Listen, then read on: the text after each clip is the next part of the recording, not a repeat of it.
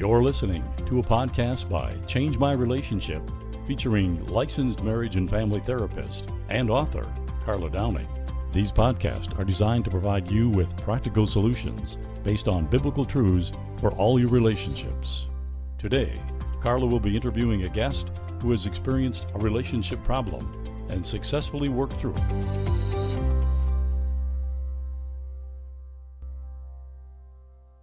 I'd like to welcome you to Change My Relationship podcast, and I'm so excited today to have a couple with me that I've been trying to get on for a long time, and I've known for a long time and watched their journey, and I think it's really going to bless you. It's going to give you some insight into what it is like to have a medical or a mental illness diagnosis in a marriage that you need to deal with and figure out how to navigate. And there's a lot of options, there's a lot of complexities, and I'm going to tell you that I've been blessed to watch this couple navigate it with courage, and there have been some real rough spots, and they're going to be honest today.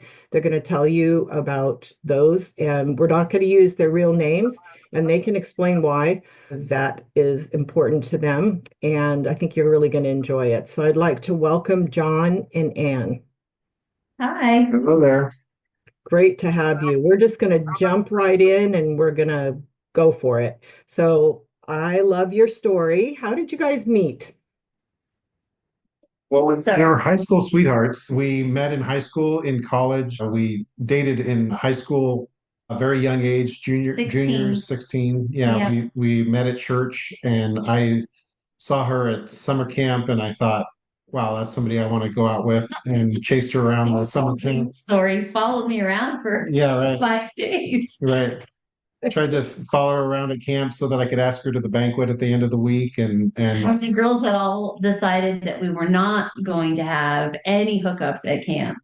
So I was not allowed to talk to you because they said no hookups at camp. Well, by hookup, she just means go to the banquet with nobody. That's all she means. But dinner. No, but chased her around and saw her at church, and I thought, well, that's somebody I would really like to get to know. And she broke down and invited me to the girls' table. I was the only boy at the table, and we had a banquet on my 16th birthday.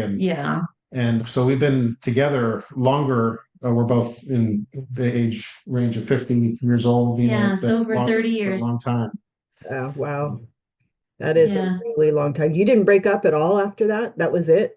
Oh, no, we didn't. We did have a breakup in college. He had to grow 10 up. months. Yeah, breakup. It kind of matured us from a high school relationship to more of a serious relationship. And then obviously the distance. We dated for 5.5, 6 years in total time period, but a 10-month breakup, which was very helpful to us. It's funny that you say 10 months exactly. I would have said a year. I did. It's funny because I had a harder time moving on in the breakup, and then about the minute I broke and started to move the direction away from her, she came back at that time and said, "Okay, let's get back together." So we ended up getting back together at about 10 months in my mind. Yeah, and then we were married shortly after that. Yeah, maybe a year. About a year later. Within a year or something like that. 21, young. What was your early marriage like? Well, I think we experienced all the typical things that you experience in an early marriage. In the first 3 years, we struggled with in-laws. We struggled with intimacy issues and we finances. Were 21 or 22. Very young. We were young and dumb. Had different expectations, certainly, as what marriage would be. I was in grad school. He was playing shows at night, and so we were ships in the night. He was working at night. I was working in the day, and it was hard. I would say we had the typical problems that most married couples face in the rough 3 areas. Yeah. But we still loved each other. Yeah. I mean, we still enjoyed being married, and we were advancing in career choices and things of that nature, and having good successes, both of us in our careers. And so we were flourishing in those ways, for sure. Yeah. We struggled emotionally to connect. Mm-hmm. Some of that was our families, and some of that was our personalities and the baggage that we both brought to the table. So we tried to do like marriage intensives and marriage books and marriage small groups. And I mean, we joined everything we possibly could think of, but we Bible just studies, everything. everything. Yeah, we Yeah. did some counseling things. We did some Counseling. marriage counseling, pre-marriage We just counseling. weren't connecting, like understanding each other well. Obviously, later we found out why, but in the early stages of marriage, it was, we just were not definitely having a relationship that was communicative, I guess. Communicated. Yeah. Yeah. Don't you think? Yeah, I'm not sure exactly what to say about it, but we had a marriage, but it was young, and it we definitely had challenge in areas. Yeah. I had feelings that we were going to get married, and it was just going to be intimacy every day, all the time, and she had this feeling that was completely different. And Yeah. there were a lot of frustrating circumstances for me, and then there was a lot of uneasy feelings for her, and typical Yeah. marriage problems. Yeah. Yeah. And we just had to work through them. That took about 6 years probably before we were able to be on the same page. And then we had a baby. So Yeah. that threw a wrench in all of it. You Well, didn't it have your changed first, everything. yes, oh Go no, it ahead. totally does. You didn't have your first baby till 6 years into the marriage? Yeah. Yeah. Yeah, so we did live a newlywed kind of Yeah. just as couples for a while. We dated for 5.5 years, and then we had marriage for 6 years without kids. Well, remember, we weren't going to have We children. weren't at one point going to have children. Now we have five, We were not. We Yeah. had decided we were not. I have 6 siblings. He has five. We decided we were not going to have children. And then God laughed and gave us five. Right. Oh, So, wow. Isn't that yeah. funny? Interesting. Well, okay. Yeah. So when and how did the bipolar first occur, and what did you notice, and how did you guys respond to it? We were married in 96, and the first episode that I had was 2010. But there were But depression and anxiety and issues that took place halfway through that time period, maybe I 2003, think that when stuff like four. before kids, when I was in my early career, I remember talking to colleagues about how do you connect with your husband? How come we can't have a conversation? Why does he want to sleep and not talk to me? What's wrong? What am I doing wrong? Well, hindsight, now I understand that was probably anxiety and major depressive disorder manifesting in our relationship anxieties and trying to figure that out. And so that definitely now I understand, but at the time it was a struggle. So looking back, I see days where he would be on the couch sleeping and I'm at work because he was a musician at night and I was a psych in the day. And then he would just go to work, but there was no, I just assumed it was something I was doing wrong. And then later we learned it was one of the symptoms that he struggles with. Yeah. Yeah.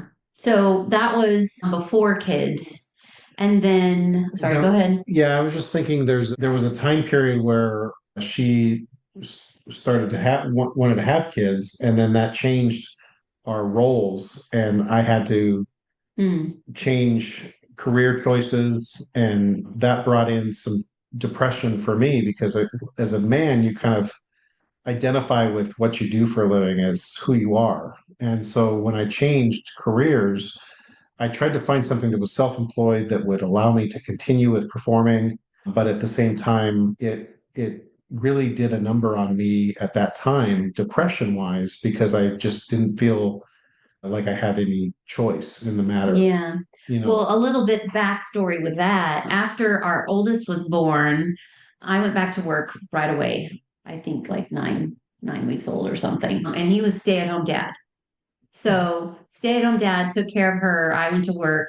And then our second one, he was born with a rare genetic illness and he was in the hospital a lot.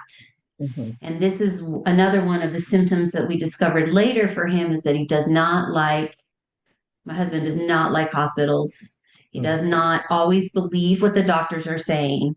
And so when my son was diagnosed, he did not think it was a real diagnosis. Yeah. So when he got sick, I took care of him, but Right. then I couldn't work because I was taking care of him.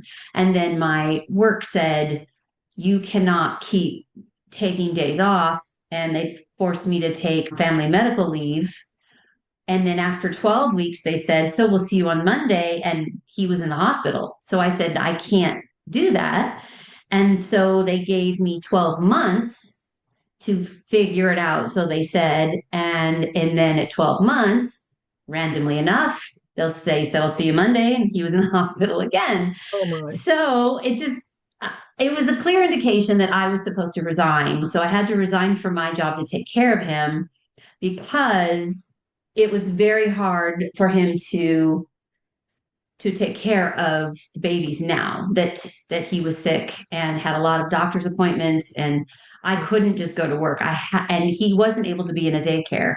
So it was forced upon me to quit and forced upon him to find a job. And the whole thing was just stressful. We spent many nights wondering if the baby was going to live through the night. He had a heart monitor on him. We didn't know if he was going to wake up in the morning. So it was very stressful, feeding him every 2 hours around the clock. And our marriage definitely it was a hard time because he didn't want the hospital. He didn't like the doctors, and we didn't know if he was going to live. So this was all pre-diagnosis, pre-episode.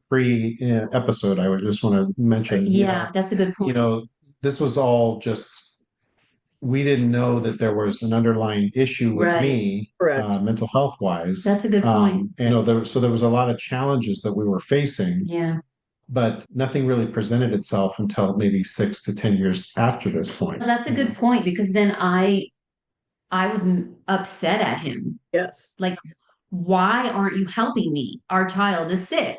Right. Why are you mad that he's in the hospital? Why are you mad that I have to quit? Like, there were so many questions in my brain that in my heart thought he doesn't care. Right. And I was kind of unengaged was a key word that we came up with as a family, just because I was kind of tuned out to what was really the pulse of what was going on.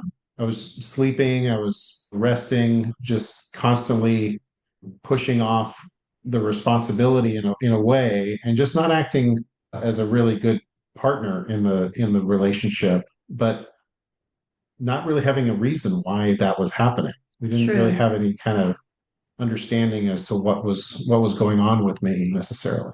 And then the Lord saw fit to give us more children. And so I was either pregnant, nursing, in the hospital with my son, pregnant, nursing, in the hospital. Like, it was just, it was constant for almost 10 years of that. And so between us, and this was still pre-episode, right, I was done taking care of a sixth child, and I was done thinking he didn't care. It was definitely reactive to what he was doing, and he didn't even see he was doing anything. Right. Do you agree with that? Yeah, in a way. I think it got really bad after the episode. True. The before was just leading up to everything. I think everything got really dark and kind of heavy for us after the episode, after the diagnosis. You've got a mental illness. We're calling it bipolar. We're calling it what we know as doctors to call it. Paranoia, anxiety, depression. We see highs and lows, manic, stuff like that. All those things kind of came out in 2010. Yeah. And then it was tried to get medicated, fix the issue that we had discovered. Yeah. And that's where I feel it became so frustrating that we had 10 years of marriage with frustration leading into now we're in real bad shape because we obviously have a real problem on our hands. Yeah. Right. And that's when I think things. You couple that with the financial stress of trying to play shows, trying to find a new career for him that wasn't going well, my not being able to work because I had to take care of my son, and then all these babies. It was just before it even, it was just in general, it was just a very normal Yeah. in our life. It felt like to live that was normal. Like all of that stress was just felt like it just was all the Now, time. you guys are referring to the episode. So just in case for people that are listening and are not sure what you mean by a bipolar episode, can you explain what happened and what all that's about? Yeah, it's interesting. I have kind of a photographic memory of the encounter that I had with this mental break that I think of it as, but don't have the greatest memory anymore. But I do have a vivid Yeah. memory of what I went through in an experience where basically for months during the financial crisis that we all experienced, 2010. 2005 through 8, they call it 8. I said I was aware of things getting bad in 2005 mentally by being in the industry, mortgage as Yeah. well. Very hard time. And so I kind of had my pulse on this area that was going to explode. And I was internally just cycling and mentally processing all this information regularly to the point where I feel like I almost kind of talked myself into a mental breakdown. It was role playing, discussing issues with friends in the office, people that I had encounters with that were also in the industry that led to basically a whole bunch of stressful events that happened. I lost my contract at work. We had neighbors threatening to sue us over a tree. We had a fifth pregnancy that was unexpected. We had a lot of different key factors that may be attributed to bringing out this experience that I went through, this episode. But what happened is I became paranoid in my mind that I was going to lose everything, that financially I felt like The case too. You thought paranoia, like you thought someone I was was coming after I you. wasn't thinking rationally. I was basically thinking that the FBI was going to come after the mortgage Mhm. Or sue individuals you or or sue something. us, or I was thinking that there were serious consequences coming our way, and I had just built up in my mind all these pressures and unrealistic things that were coming my way or potentially coming my way, and I wasn't even doing anything wrong. It was just all mental creation, self-fulfilling prophecy. You think something bad's going to happen, so you obsess about something bad happening, so something does happen that goes Yeah. bad. And And so you felt like people were watching you. yeah, I would see You said real the house things was that would bugged. happening. Yeah, I would see real things happening like a helicopter landing in the back of the office building and think it had something to do with me. Mhm. The Signs. FBI is coming to watch me. The like this guilty complex, and I had honestly operated as a Christian, good person, ethical person all for my entire life. But there was something paranoid in my mind Yeah. that was telling me that the things that I was seeing meant more than they actually were. There was a bigger story going on, and Road everything. signs, And I've heard commercials. something about mental illness is that what is important to the individual becomes greatly enhanced and more so like if I can imagine these people that are out there that shoot up a building that may have a mental illness breakdown or something like that. Because if they're big into guns or big into violence or big into payback or I'm going to get this person, if they had what I experienced, that's exactly what they would go do is blow up someplace or because that's what they were into. Now I was into the end times growing up. Christian, The rapture. the rapture, revelations, all these things. And I actually experienced a situation where I felt like I was living in the rapture and that these things around me all were indications that the rapture was occurring and I wasn't saved. Oh no. Somehow wasn't saved. And so I literally believed in my mind the panic and paranoia that I was experiencing was that I wasn't actually a believer, a Christian, Yeah. and that everybody around me, all my Christian friends were saved, and I was not going to heaven. And I was not raptured along with them. So this whole story in my mind just was really intense. It would be a great book. It was so intense that he called the pastor of the church and wanted to have a special meeting with him to tell him what he knew to be true and to act and to what did you say you wanted everyone to move to India, India. they were building Yeah. homes in He India. wanted everyone to move We to had to flee India. the country because everything was Yeah. the Left Behind series that you Yeah. read, Tim LaHaye and Jerry Jenkins wrote. Yeah. It was all That's like about the only, it was your movie about that or your experience about that. I it was going was to my experience. Yeah. yeah. So And that's basically considered a psychotic episode, and what you're talking about is delusions and mhm, Yeah. hallucinations, and so yeah, believing things are there that aren't there, and Yeah.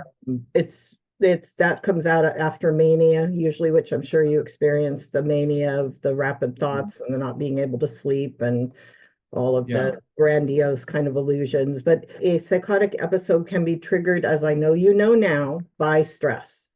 So the Yeah. fact that you had a lot of stress could yeah, have actually brought that on. And like you said, the thinking became more and more, it all kind of works together. The stress causes the increased anxiety, and then as the mania goes up and whoops, all of that, then it ends up into a psychotic episode. So yeah. it, That's what I experienced. That's what we mean by episode. yeah, Yeah. yes. And then Yes.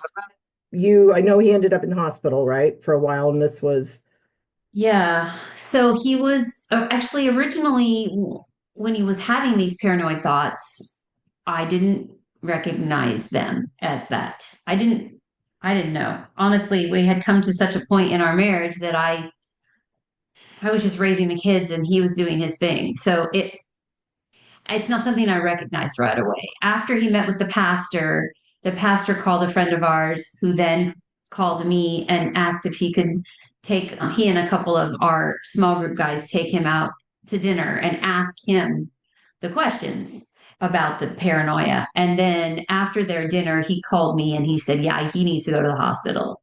And I was like, what do you mean? He's fine. Clearly, I am 9 months pregnant. I hadn't delivered my fifth one yet. And I took him to the ER because they told me I had to.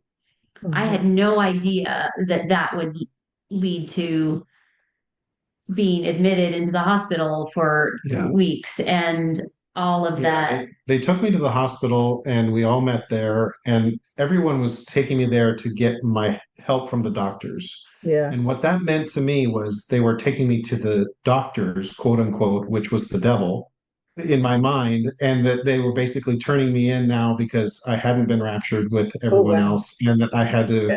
go Isn't that see the devil. crazy?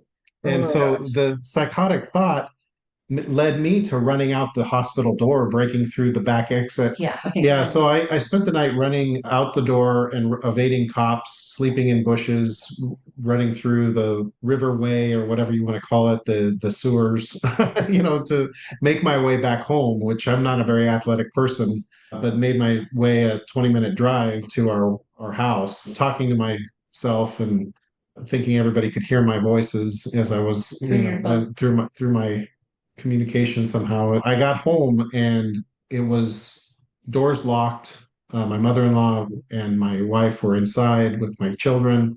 Nobody answering the door, but everybody was there and aware that I was back. And I went to the back window of our bathroom, and it was there that I caught eyes with my wife through the window. And she said, I can't let you in. We're going to call the police and they're going to come help you. And it was at that moment that something triggered in me that said, okay, something's not right with me. I'm not sure what I was thinking, but I'm going to go ahead and surrender at this point. And so that's when I let the police take me in the back of the cop car to the medical center and be diagnosed with bipolar, where they put me on admitted into the medical psych unit ward for 7 to 10 day hold. And I think it was there 14 days, something like that.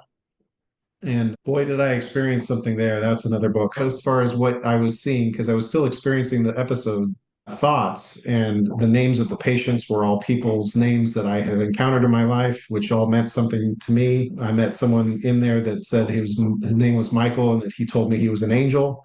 And all these different crazy experiences that I went through in that psych ward, but I was a patient for sure, Yeah. experiencing what they were experiencing as well.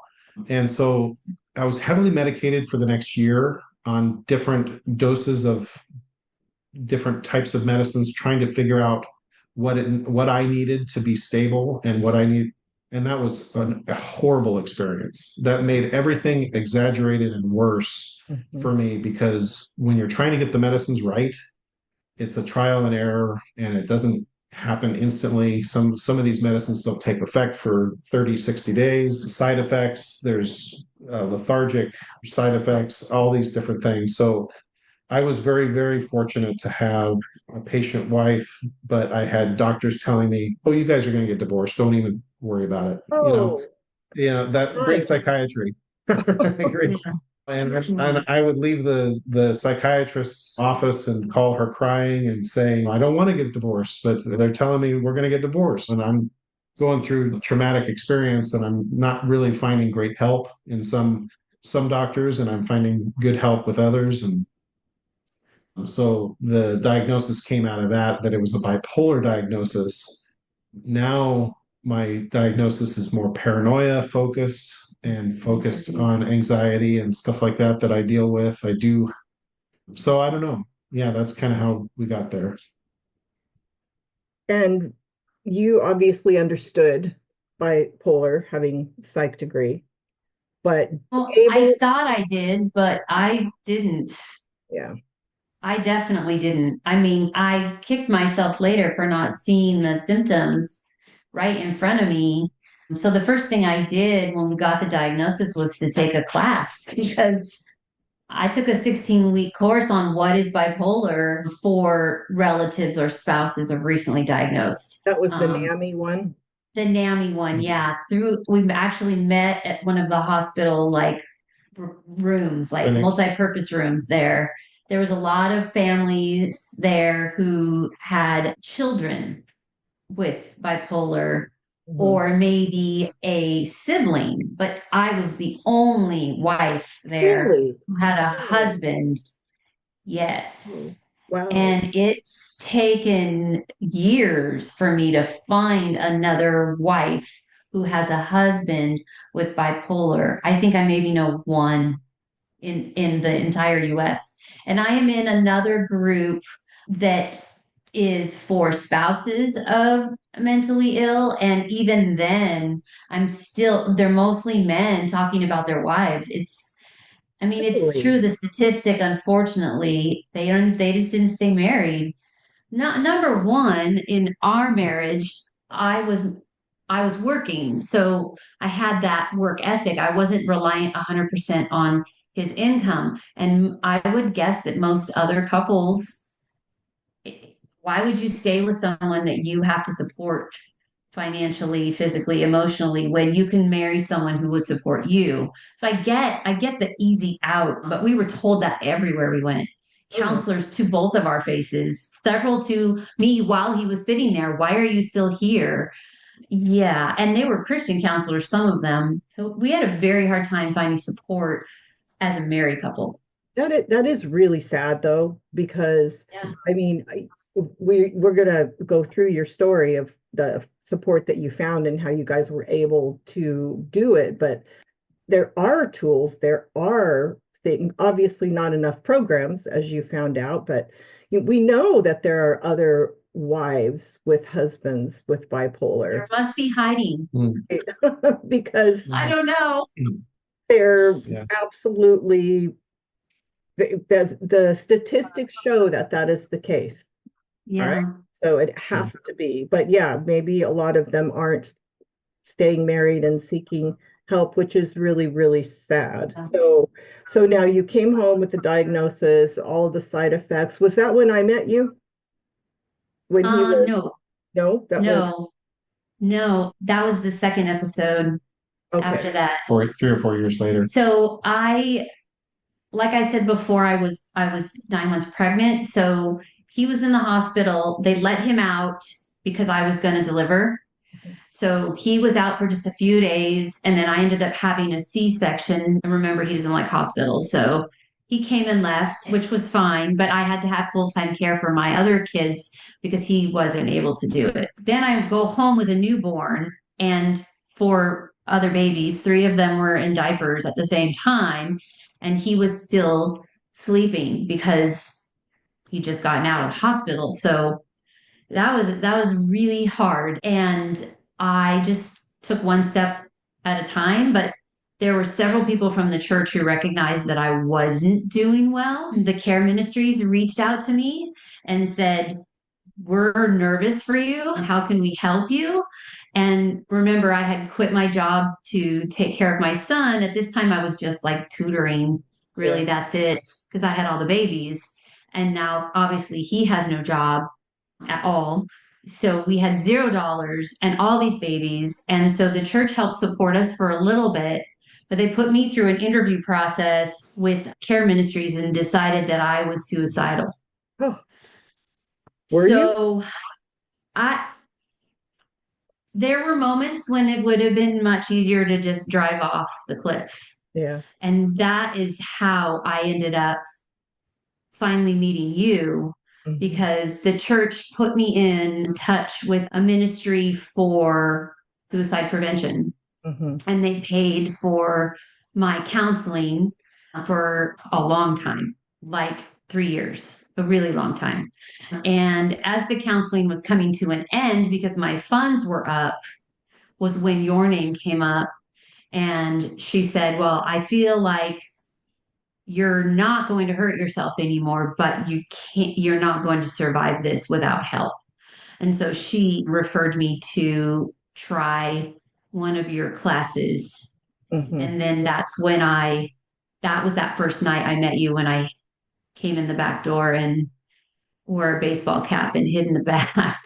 Are you comfortable telling why you came through the back door and wore a baseball cap? Sure.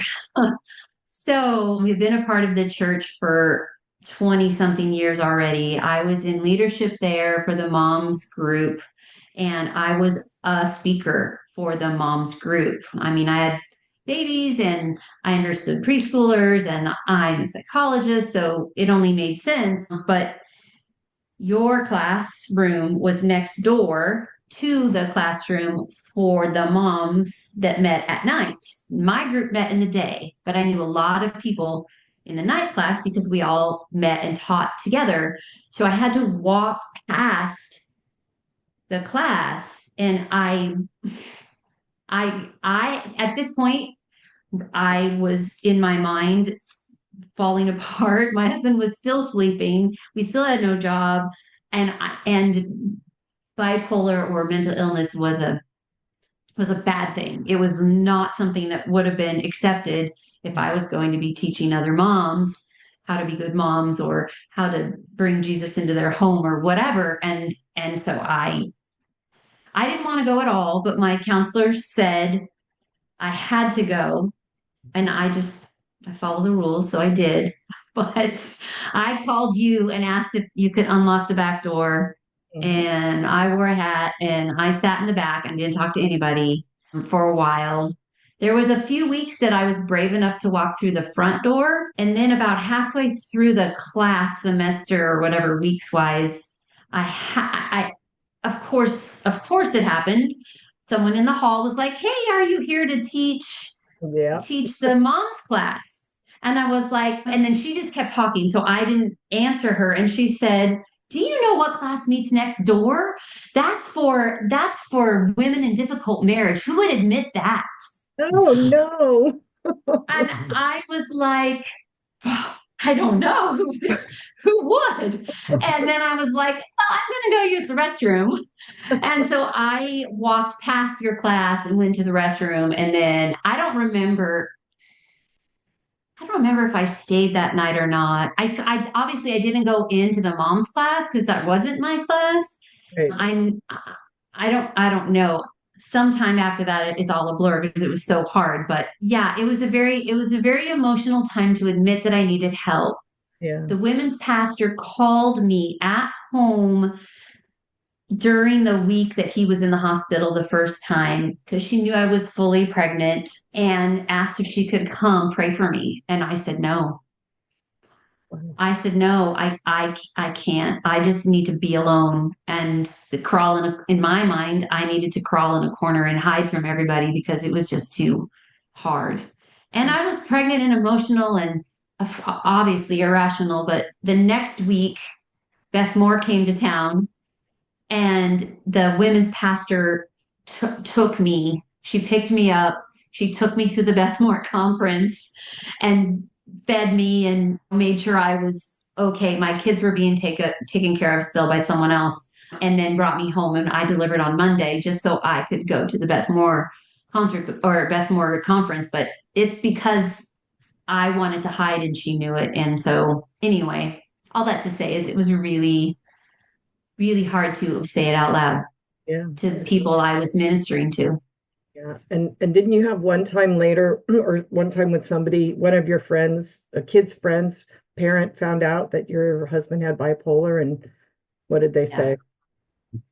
I don't know how it happened to spread, but even though LA's big, it's a small town. So Yeah. when you're in a church, so they knew somehow, people knew. And so my kids were getting uninvited to birthday parties. One, I was so upset that I called the mom and I was like, look, you invited every single child in the class except my son.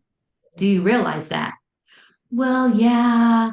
And well, we had to limit the number. It was a bunch of BS, but she just, yeah, it happened a lot. They were uninvited.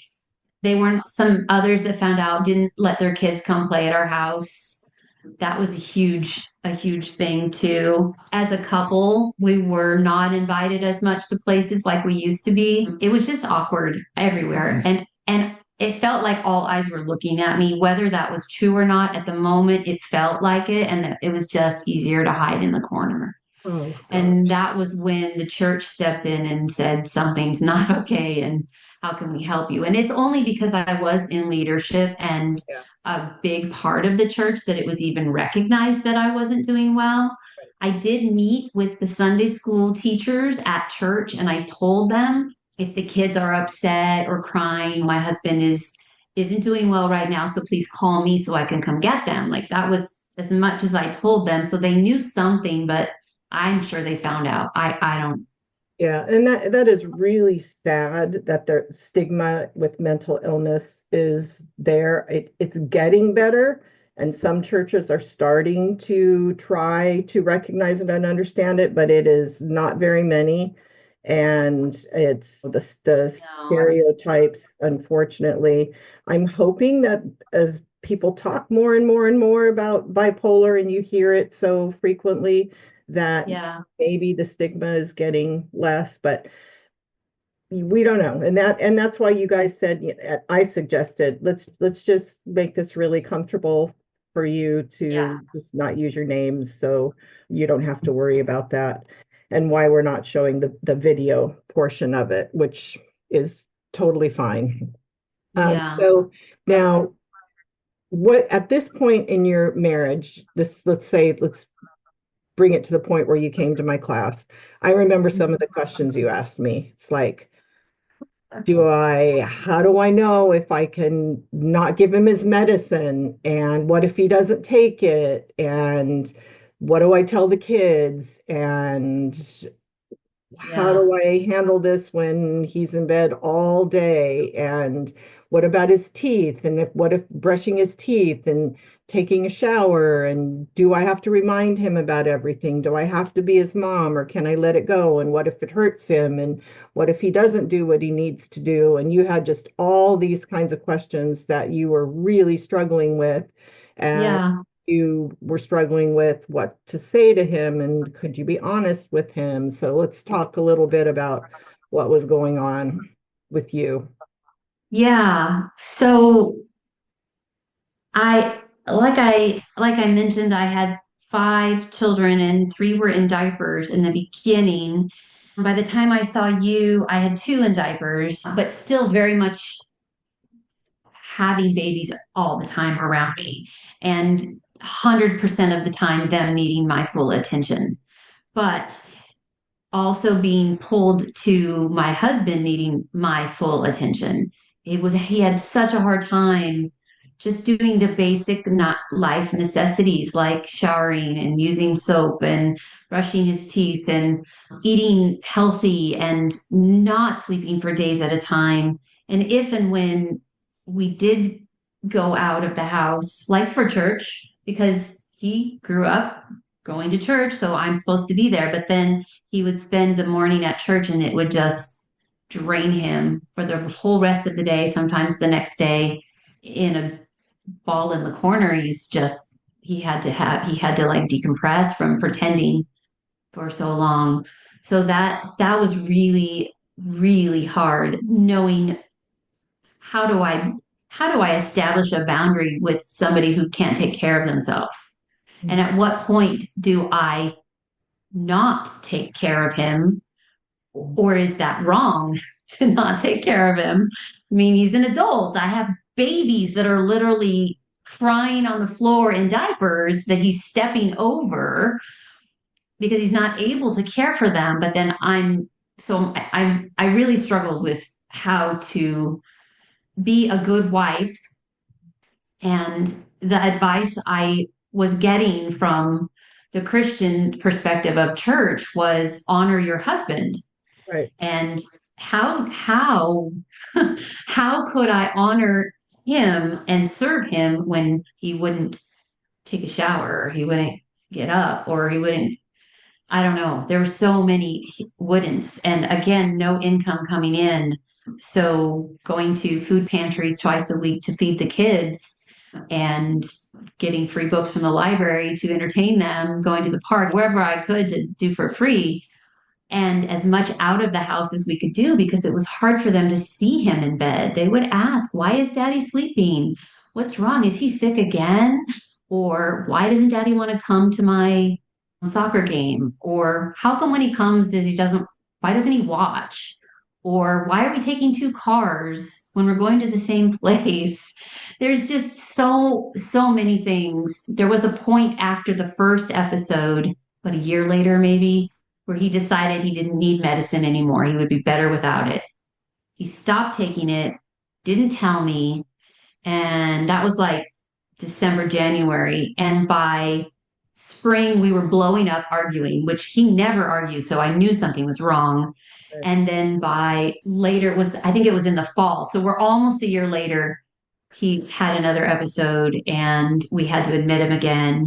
And that was when my two oldest were like 8 and 10, 9 and 11, right around that age. They knew that he wasn't home. And where is he? I told the little ones that he was playing a show, but the older ones, they knew that something was wrong. So I tried to explain to them that daddy was just sick and he was in the hospital and that he really couldn't come watch the games. He really can't my son really wanted him to be in Boy Scouts. Like there was a couple dad things he's supposed to do with him. He just couldn't do it. And my son was very upset about that. So I explained, he's sick. He can't help it. We didn't go into medical terms or anything like that. We didn't talk mental illness at all. I just explained that daddy was sick and he needed to rest and we're going to take care of him. And could you help me take care of him? So that at least helped alleviate. And then I found another dad in the community that I was able to confide in that took him under his wing and took care of him. Went to the Boy Scout things with him, went to all of the dad things at church, took him over to his house, did boy stuff with him. I don't know, when shooting or whatever they did, wrestling, boy things. And that really helped a lot. And then I just was closer with my oldest and making sure she was okay. She was a caretaker already. So she took on the role of helping me take care of the little ones a lot, probably more than any oldest would have. But she knew that I was struggling. So she would bathe and change the babies like ask if she could. And I would say, you don't have to. And she'd say, no, mommy, I want to help you. And she would watch all of them better than any babysitter. And she was like 11 or 12. And I could go to the grocery store and trust that she was going to watch. even though he was home, he Right. couldn't watch the kids. I had to have somebody there that was going to Yeah. be watching. So And I told you to go ahead and tell them, you but with did, age appropriate right? for the different ages. Yeah, They we took just offense of it. Didn't you we do that not too long after that? we didn't. You didn't? I thought you did. No, only the two oldest did we tell. He was doing better after that second episode, and we came to the I came to the boundary that he had to take his meds or he couldn't stay living with us. Yeah. And he couldn't not take them and not tell me. Like if Right. he didn't want to take them, then we would have a discussion. But it was an agreement that we made that he would take them and that we would find a counselor and that we wouldn't quit our job without telling me. We wouldn't not take meds. We would take a shower. We would I had some boundaries and I just said, you're gonna do those. And then it was better. So we Right. actually didn't officially tell the kids bipolar, anxiety, depression until 2020. Okay. And that was because he had an episode during COVID and he couldn't be admitted and we were at home. So we had to episode at home. Yeah. And by then, my oldest were plenty old in high school, and we sat everybody down and he explained to them as best he could. He was in the middle of an episode, but he explained, and then we let them ask questions and talk about it. So would you, after going through all of that, I mean, I understand the reluctance with to tell your kids and how you do that, but in hindsight, would you say it would have been better to be open about that earlier and give words to what was going on? I don't think they were smart enough or aware enough. I shouldn't say smart. They weren't aware enough to digest that information. I think Anne did a great job kind of keeping a rosy picture for the kids to not have to worry. I tried really hard to protect them from that, to keep life as normal as possible, to keep them in their teams or sports events or in their small groups and having substitute like dad step in the picture. My mom helped, but there wasn't a lot of people that we told in general. Right. So it was difficult to say the words anyway, let alone to say them to our kids, because then what would they do? Go tell all their friends or something? And very possible. Very possible. yeah. And it's ridiculous that we worry so much about our reputation, but And it wasn't like we were hiding the information. No. It was just that we were not acknowledging it with them and making it topic of conversation Yeah. and embedding it in their mind that, oh, there's a serious problem with dad. Yeah. Yeah. That kind of thing. We were just kind of keeping it like, stay young, be free. Yeah. And it is a dilemma, but the only thing is that kids are intuitive and they notice more, Yeah. and that when they don't have an explanation, they tell Yeah. themselves something, and sometimes the thing that they tell themselves is worse than what they would say if you told them the truth and you padded it into a way that we're taking care of this and it's okay and daddy's not going to get away from this, and you know, you're not getting a divorce, and it's not because he doesn't love you that he's not at his game. He just physically can't be at the game, that kind of thing. So it's so that's the thing that you have to kind of weigh is like, what are they telling themselves? Because they do notice, even when they're little, they do notice there is a problem and they're asking questions. So I'm not saying you guys did what was wrong. It is your own decision, and it's difficult. And with the whole mental illness thing, I mean, why you would be thinking about that and worrying about that. I wonder too what they would say now. Maybe that's your next podcast. Ask them. At least our two oldest. I don't think we ever pulled the wool over their eyes. No. I just don't think we acknowledged the full truth of what was going on. I don't know. I mean, I think we were transparent. I think we were transparent to some degree. I don't know. What do you think? I think that you thought Yeah. you were transparent, but Yeah. you weren't. Well, I may have been one-on-one with them in some way When they were older. when they were older. Yes, You know, that is true. Our son definitely, you had a conversation with him when he was a little bit older. yeah. But I definitely didn't want them to have a tainted vision of their father. And so I tried really hard to build his image in their mind to be positive.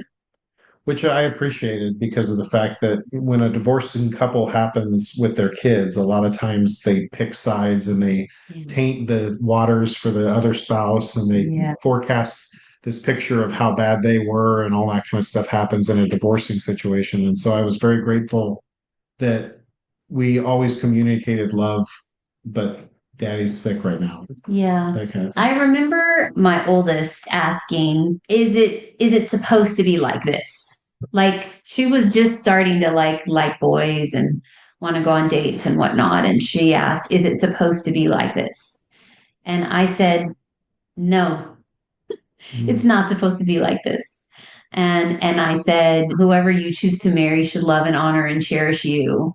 And it's not supposed to be them sleeping all the time.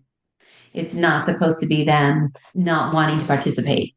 So I don't know if that was the right thing to say then, but I was very much hurting and alone in raising all the kids. And that's how I felt. She brought that up to me just this year because she's found a boy that she thinks she wants to marry, and she said, don't worry, mommy, he loves and cherishes me.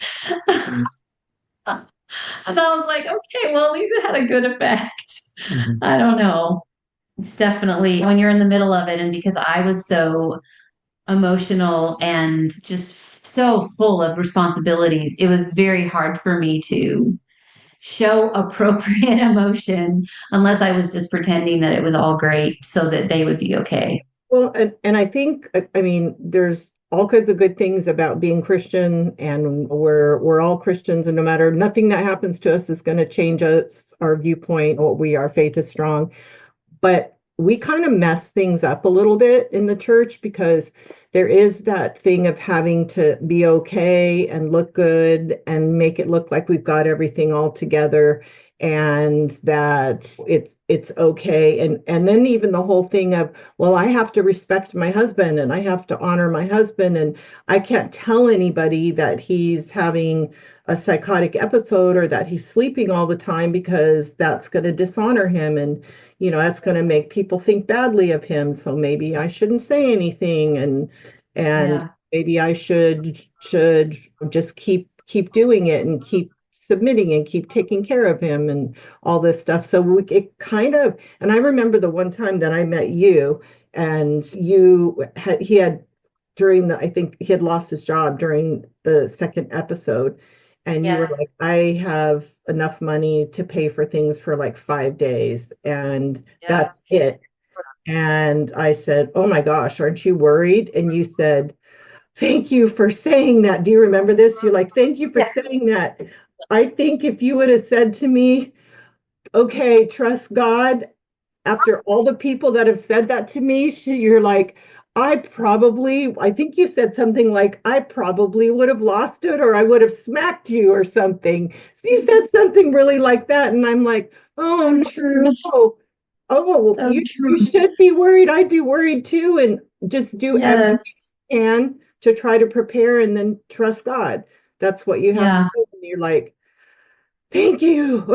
That's right. It's so true. I mean, so many people said, "Oh, the Lord knows the plans. Oh, just find the good in this, or you'll be fine. He'll take care of you." But then in the same breath, they're walking away. They're not like saying, "Can I watch your kids?" They're not saying, "Do you need diapers?" They're not saying, "Can I buy you milk?" They're just saying, "Oh, I'm so sorry. Don't worry, the Lord will take care of you." And then they walk away.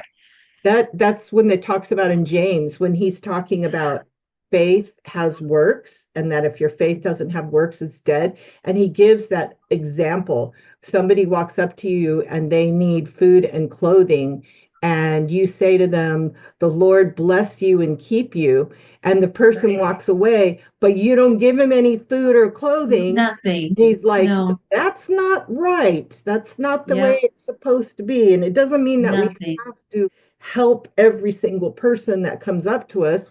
There has to be a balance that works in life for us to take care Yeah. of our own life and family. But we certainly have to realize that giving people platitudes all the time is Yeah. not helpful, and it's actually painful, and it actually pushes people into the dark to where they don't want Yeah. to admit that they have problems. You know, Exactly. That's what I did. And I stopped telling people because I didn't, when I got that response, then I got the judgment yep, from it instead of the encouragement from it. And it was really hard to like walk into church. I just felt like all the eyes were looking at me because I wasn't doing it right, yep, or we weren't performing right. Or if I made him come to church with me and he fell asleep during the service, I was embarrassed that he was falling asleep in the service. And like, they're just, I don't, the reputation thing was really something I struggled with a lot, knowing how to handle that and keep friends that didn't judge. But certainly there were some that I trusted that were wonderful and some that I trusted that bit me back. And that was really hard to yep, know the difference, like yep, who was safe to share with. absolutely. I think your experience is probably pretty common. And you were, but and I have to say, like, I mean, you are an amazing mom. You have, like, you're an energizer bunny. And I remember you were homeschooling, and you were doing stuff all day long, and you were carrying a heavy load, and then you were working at night, doing as many hours as you can, and just you still kept your kids and went places with them, and you ran programs for them so that they could be in there. And I mean, so you were really, really burning the candle on both ends and holding up, but it wasn't easy, and it was taking a toll on you, and Yeah. wasn't, I wanted them to have the most normal childhood as they could. I didn't want this to be an excuse. I didn't want them to be counseling when they were older, saying that their childhood was awful. And that was my mission. And it ended up like consuming my every thought. Make sure they're okay, make sure they're happy, make sure they've had their story read or their play date at the park or whatever. That was super important to me. I don't know if that is the right advice. I have a very good relationship with my children now, and I feel like all five of them are coming to me. Even my most recent 16-year-old was like, "Well, Mommy, you're a counselor, so do I have to pay you or can we have a session?" And I I am was like, I "Let's have no chat." doubt that your kids are going to all be fantastic and have a Mhm. good life, and that they've had a Mhm. wonderful experience in your home. And so let me just I think we're going to have to split this into two, because we've Sure. already gone a good while. And so I'm just going to go ahead and end it here, and then I'll come back and we'll start a second one, and Okay. we'll look forward to hearing part two. So Okay. thank you. Thank you. Yeah, thanks. Thank you for listening to Change My Relationship. We hope you will subscribe to these podcasts and share them with your friends. Carla would love to hear from you. She welcomes ideas for future podcasts as well as your feedback on how the podcast have helped your life and relationships. You can email her at carla@changemyrelationship.com. For more information on Change My Relationship and Carla Downing's ministry, including her books, studies, devotionals, podcast, and YouTube videos, visit changemyrelationship.com.